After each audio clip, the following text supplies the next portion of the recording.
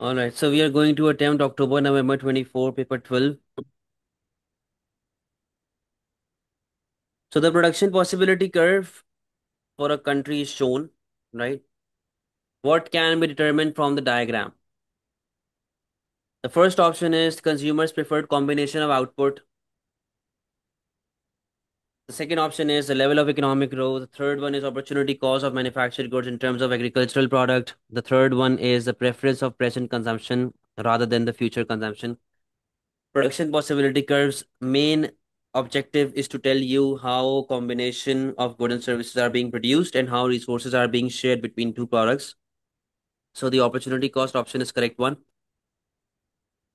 Question number two, in a clothing business, after specialization, real output per worker increased the first 6 months, but then output per worker began to fall. So after specialization, the real output per worker increased and then it began to fall, which means that this is one of the drawbacks of specialization, that you get bored out of your work. What might be the most likely reason for the reduction in productivity? The first one is an increase in output per worker in the long run depends on increase in pay. No, it doesn't, because once you are specialized in a particular type of job, you work harder for that and you earn a lot of money for that because you're specialized, you are trained in that specific skill. An increase in output per worker requires more capital, not at all, not necessary. What if the product is labor intensive only? Third one, specialization means workers lose skills. Workers' skill enhances in specialization. Last one is the boredom Yeah. point. Worker is bored out of for the repetitive work he does. A wine producer and bottler wanted to expand its production significantly. To finance the expansion, it offered investors discount on restaurant meals if they bought 2,000 shares in the company. Waste factor of production are involved in expansion. If we are expanding our business, land is involved. All right. And if we are expanding our business, we need labor, we need capital. And if we talk about enterprise, we're linking with it with investors. So all the FOPs are involved in this expansion. Which statement is positive? Positive means fact. All right. Normative means opinion. All taxes should Mm. be progressive tax. This is a normative statement. A progressive tax is a fair tax. This is also an opinion. This is a normative statement. Greater equality of income is desirable through a greater equality of income is desirable. This is also an opinion because government has different macroeconomic aims. Is desirable means that it is recommended. It is good. Last one, Okay. income inequality is decreasing. We are talking on factual basis. We are giving a statement. If it's a statement, it's a correct statement. It's a fact. It's positive statement. Diagram shows PPC change from PQ to PR. This means that your private good is increasing, your public good is same. What increases as a result of a change from PQ to PR?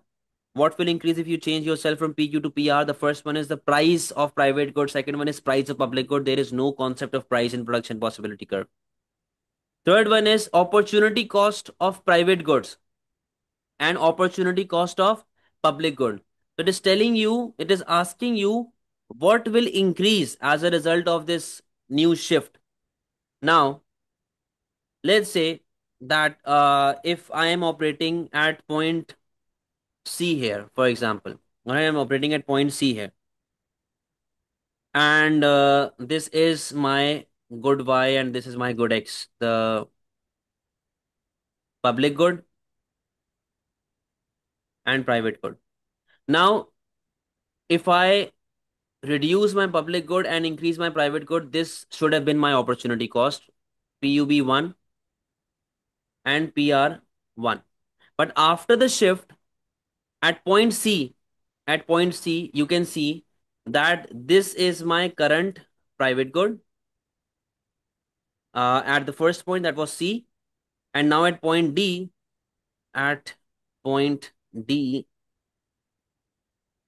this should be my private good.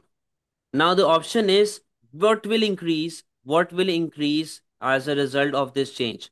Now you can see that you'll have to sacrifice more of private good for your public good. You'll have to sacrifice more of your private good for the production of your public good. So what will increase as a result of this change?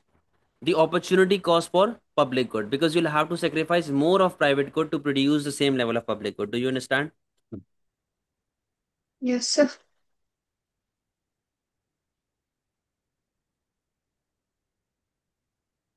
All right, let's move further. Graph shows demand and supply curve. What would cause a shift in the supply curve from S1 to S2? Your supply curve is falling. An increase in the number of firms in the industry, this will increase supply. An increase in the number of workers employed, this will also increase supply because your production level will increase.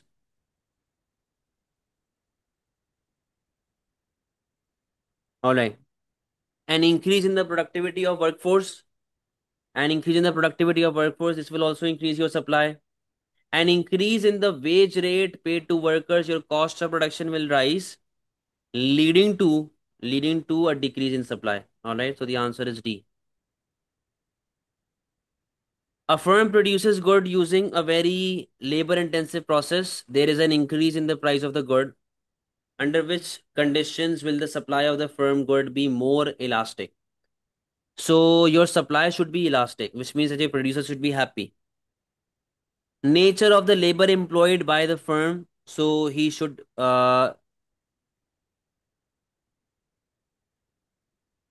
nature of the labor employed by the firm. All right. So we have to be more price elastic. Our PES should be greater than 1. All right. Labor, what about the Mm. nature of the labor? Should he be skilled or unskilled?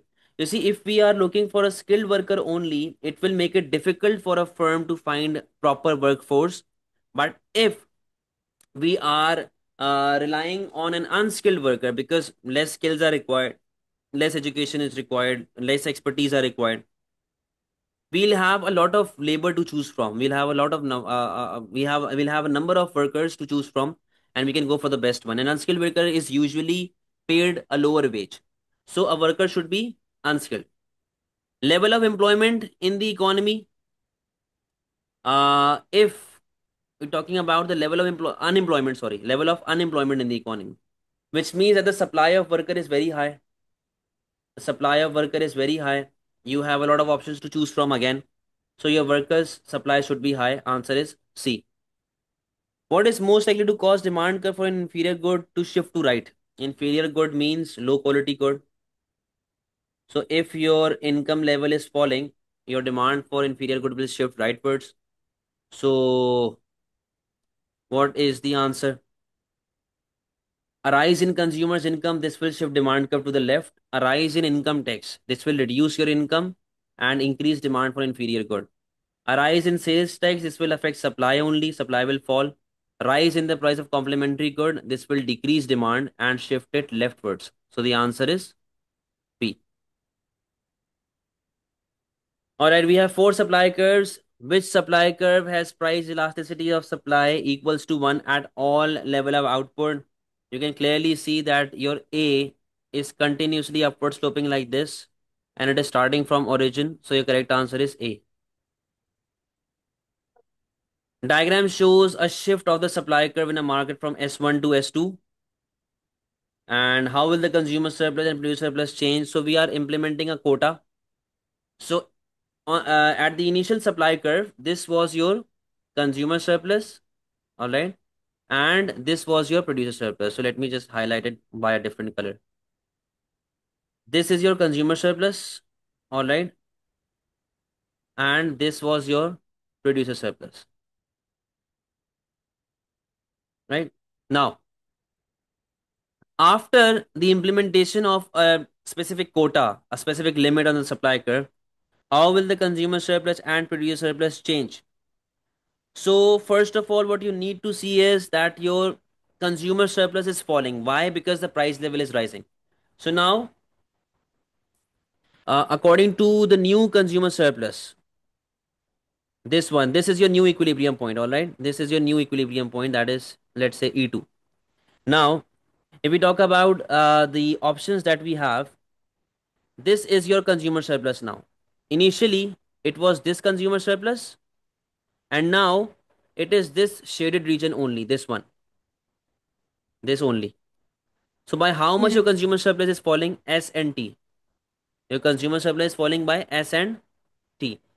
Are we clear about consumer surplus? Yes, sir. Now, what about producer surplus? All right, so this was your initial producer surplus.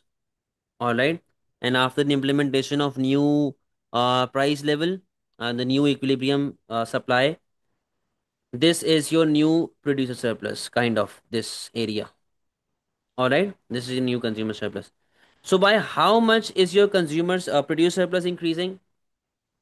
We have these two options: S plus T minus V and S plus Z minus V. So S plus T minus V. This is a part. The T was part of consumer surplus. This option is not available for you. All right. So Okay. as for the last one, uh, this will be added to your previous surplus S part, but the T is a part of consumer surplus. What was previously a part of consumer surplus, not anymore. So your correct answer will be D. Everything clear? Yes, sir. Good X has a substitute good Y and a complement good Z. The price of good Y decreases and the price of good Z increases. So substitutes have positive relation and complements have negative relation. So the price of good Y is decreasing, the price of good Y is decreasing, and price of good Z is increasing. So for good X, good Y is a substitute good. So if good Y's price is decreasing, demand for good X will fall. And if the complementary goods price is rising, again demand will fall again. Alright. Why might the equilibrium price of good X remain unchanged? So what we need to do here is we need to do something with our supply, or we need to do something with our supply. Now let's say, let me draw the diagram. This is demand curve, this is supply curve. This is your price, this is your quantity. Good X is a good, and for him, good Y is substitute and good Z is complement. So if good Y's price is Okay. decreasing, this will shift demand curve to the left, and again, if the price of good Z is rising, it will shift demand curve to the left again. So this is your new demand curve. It's shifting leftwards. What I need to do is I need to reach to this price level again. I need to reach to this price level again. So only option I have is to decrease my supply like this. That is only how I will Okay. reach to this price level again, because it is asking you to keep the price unchanged. Producer X adopt new technology. This will increase supply. This is not decreasing supply. Producer of good X receive subsidy. Again, this will increase supply.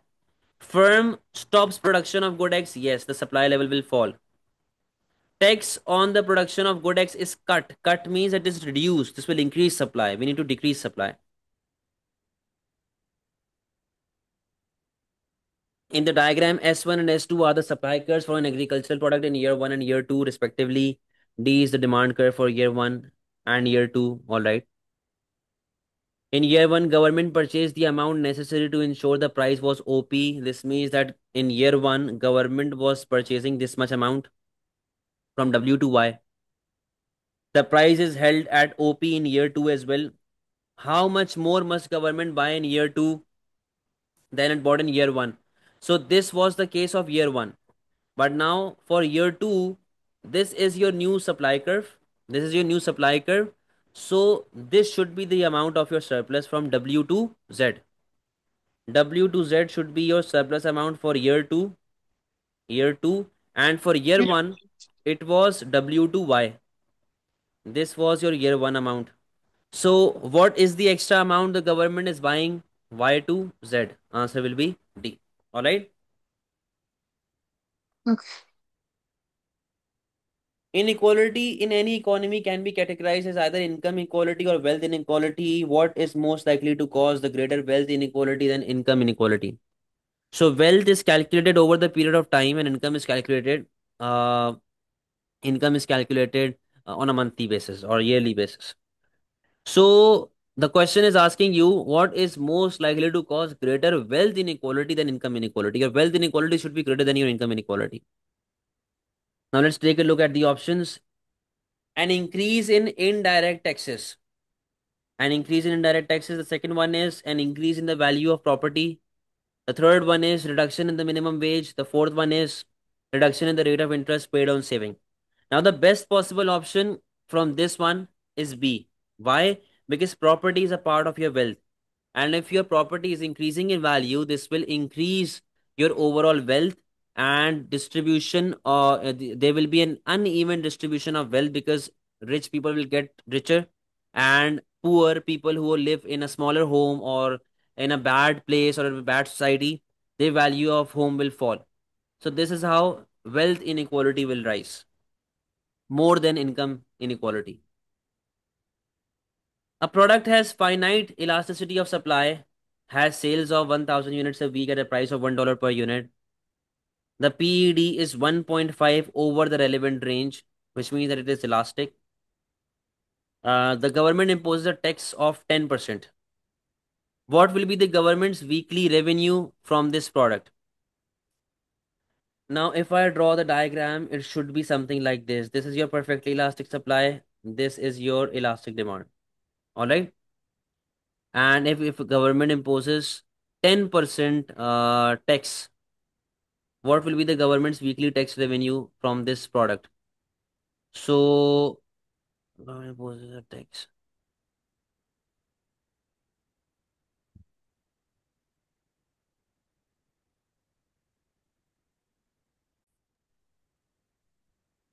Now, the question is telling you that you sell 1000 units a week. All right. The price is $1 per unit. Mm-hmm. The government is implementing 10% tax on the price of that good. So $1 into 10%, $1 into 10% is equals to 1.1. This is the new price level. All right. This is the new price level that you're going to charge your consumers. Now let's calculate the change in overall equilibrium quantity. So we have percentage change in price. We have our PD. All right. We have our PD. And now we need to calculate the percentage change in price. So this is percentage change. PED is equals to PED is equals to percentage change in quantity demand over percentage change in price. Our PED is minus 1.5. All right. We have X as our quantity, percentage change in quantity, and this is our percentage change in price. So if we cross multiply, this leads us to 15% change in quantity demand. So if your price is rising by 10%, your PED should fall by your demand should fall by 15%. So what is the 15% of 1000 units? 1000 units into 15% is equals to 150. So 1000 minus 150. This leaves you with the total amount of units sold 850. Are we clear up till now? Yes, sir. So we Mm, are selling yeah. 850 units. We are selling 850 units and we are charging how much tax? 10%. All right. So Mm-hmm. 850 into 10. 850 units sold into 10. That was 0.1%. That was 0.1%, 0.1. This leaves you with the answer of 85. Are we clear?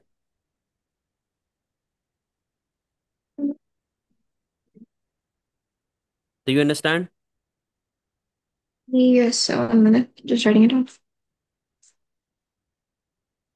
All right, let's move to 15 then. All right. Yeah, done. So the table shows the value of CPI and a worker's salary in 2022 and 23. CPI was 100, CPI was 110 in 23, worker salary was 20,000 and 25,000. So we need to calculate the real value of worker salary in 2023 compared with 2022. So the real value, how did we convert nominal into real value? It was nominal multiplied by 100 over CPI. All right. Nominal into 100 over CPI. Let me calculate it first. Okay. Into 100 over.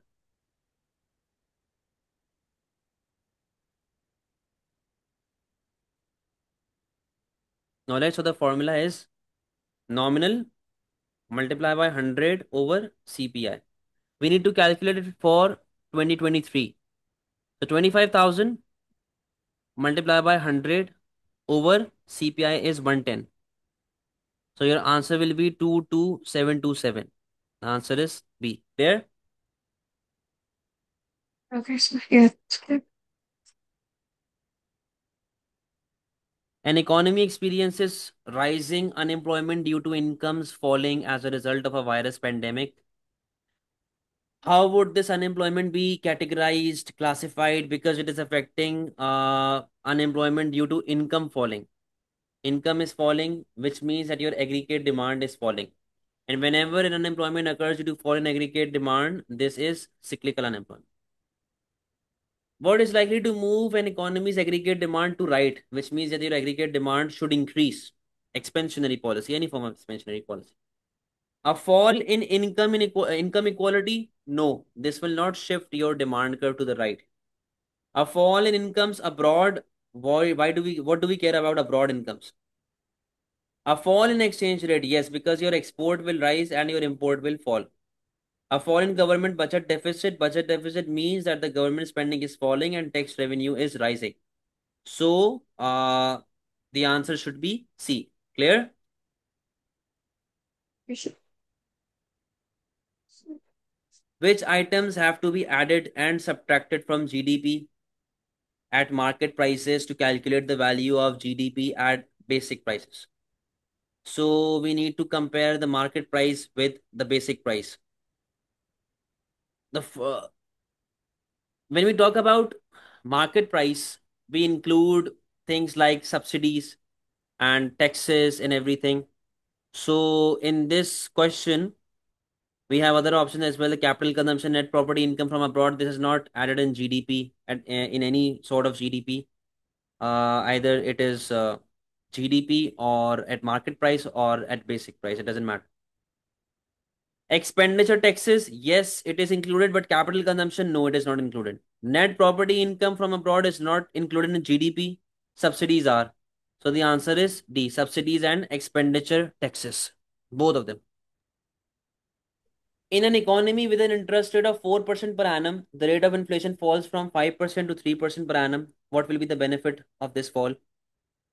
So if your inflation rate is falling, if your inflation rate is falling, if your inflation rate is falling, right, and your interest rate is at 4%, which means this means that your real interest rate is rising. All right, your real interest rate is rising. Now let's take a look at the options. The first one is menu cost will fall to zero. Menu cost, we don't have anything to do with interest rate and menu cost. People on fixed income will be better off in real terms. No, they will not be better off in real terms because your interest rate is falling and your aggregate demand will rise. So this is the problem. Savers will gain in real terms. Yes, because your real interest rate is rising and it has reached to 1%. Yes. Purchasing power of currency will rise. No, because interest rate and exchange rate have a positive relation. If your interest rate falls, your exchange rate will fall as well. Answer is C. What is an example of macroeconomic policy? Encourage consumption of merit good. This is micro. Reduce pollution by steel industry. This is micro. Maintain price stability. Yes, this is macro. Reduce unemployment in private sector. Micro. Which supply side policy is likely to lower the real output before raising it? Your overall GDP should fall earlier on, then it should rise. So which supply side policy will do that? Increase spending on early years of education. Now, if government spends more on early years of education, this will increase the overall cost in the short run. All right. So it is telling you likely to lower the real output before raising it. Likely to lower the real output. Now, if it is spending on early years education, it will not affect overall GDP because those children are already studying. All right. क्या मुसीबत है यार. Second one, increase spending on infrastructure, which means that the government is spending more on roads, hospitals, and infrastructure. This will increase real GDP. This will increase real GDP. Reduced import barriers. Yes, this will be a bit harmful in the short run because people will import more goods and services. This will affect negatively. But afterwards, if we increase our, if we try to import more raw material, if we try to increase our consumption of raw material from other countries, this will be beneficial in the long run. Yes. Subsidies to exporters, this will benefit in the short run. We need to find something that will be harmful in the short run but beneficial in the long run. So the answer is C.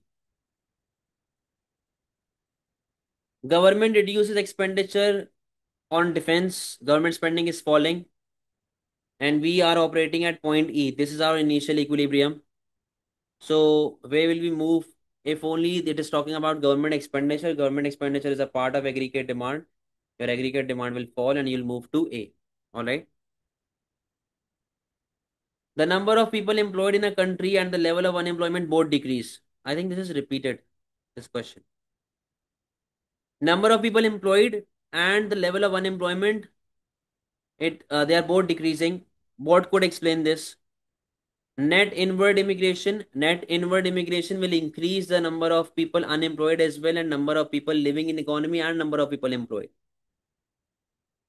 An increase in the level of unemployment benefits. Now if we increase the level of unemployment benefits, unemployment will start to rise, it will not fall. An increase in the age at which state pensions are payable. An increase in the age at which state pensions are payable. So if we are increasing the age of people who can claim state pension, like for example, if I'm increasing the age limit from 60 to 65, from 60 to 65, this means that they'll be working till the age of 65.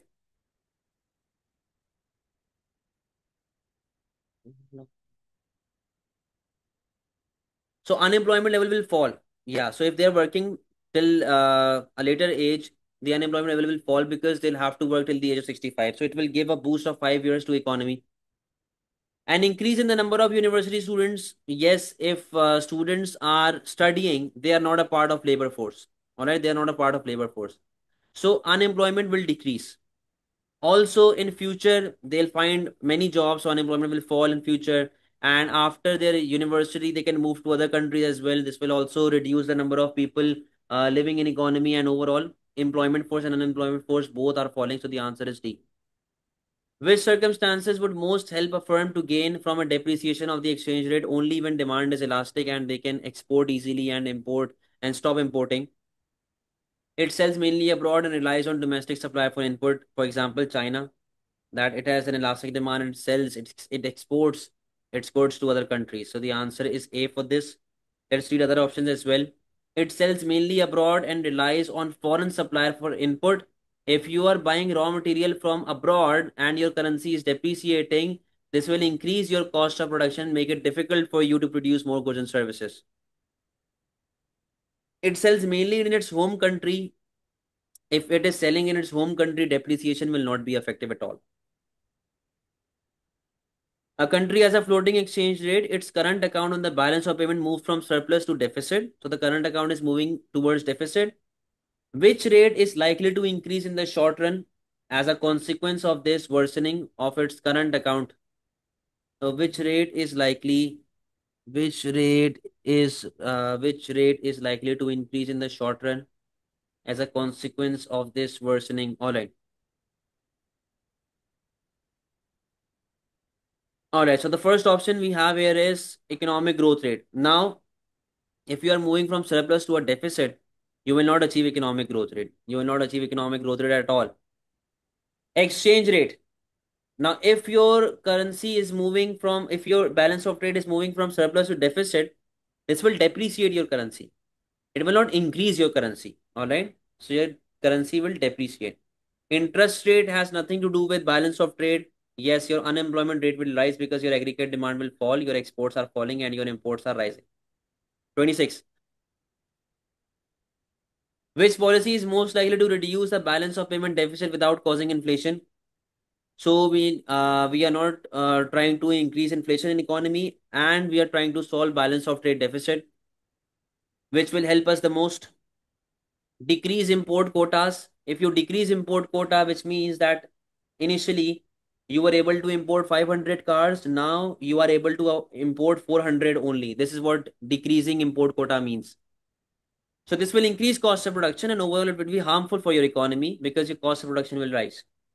Depreciation of currency will cause inflation because your exports will rise and import will fall, resulting in aggregate demand increasing, shifting rightwards, increasing inflation rate. We do not want to increase inflation rate. Higher interest rate, yes, because people will save, right? People will save. They'll spend more on consumption. They'll spend less on consumption. They'll spend less on imports. So higher interest rates are a much better option. Decrease import quota will also lead to import tariff decrease will also lead to what do you say? Might lead to inflation because we'll decrease import tariffs that we are increasing. We are limiting imports more. This will also lead to an increase in cost of production. Answer is C. The table shows the average price of export. The table shows the average price of exports and imports. Which combination of changes in export price and import price would result in a country's terms of trade increasing from 100 to 110? Export price over import price multiplied by 100. Your export price should rise, your import price should fall. This is how your terms of trade will increase. The average price of export. We need to increase our terms of trade from 100 to 110. We need to find something that will increase this terms of trade by this amount. So export price falls by 5%. Wrong. Export price needs to increase. Remains Mm-hmm. unchanged. Wrong. Export price rises by 5% and import price falls by 5%. No. This is not correct. This is not correct. So the answer is D. That it is increasing by 10% and your import price is same. It is constant. This is how it is going for 27. What is not an example of protectionism? European Union requiring goods imported into member states to meet safety standards. Safety standard is a means of protectionism. So it is, yes, a means of protectionism.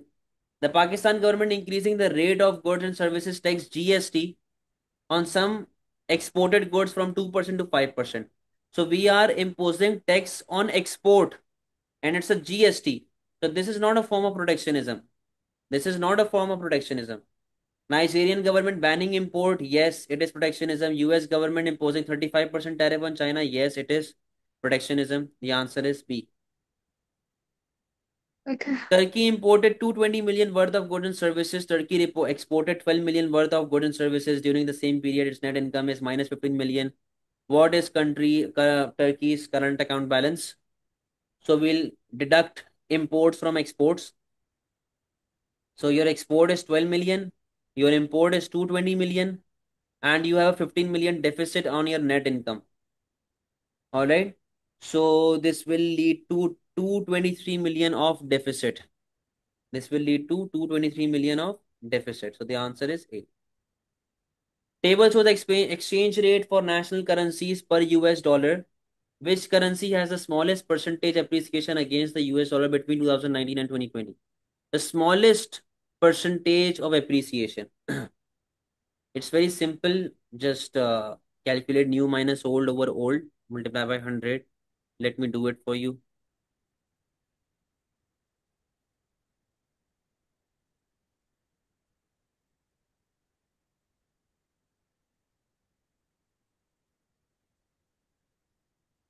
Let me calculate it for you. All right. I am calculating it right now. Okay.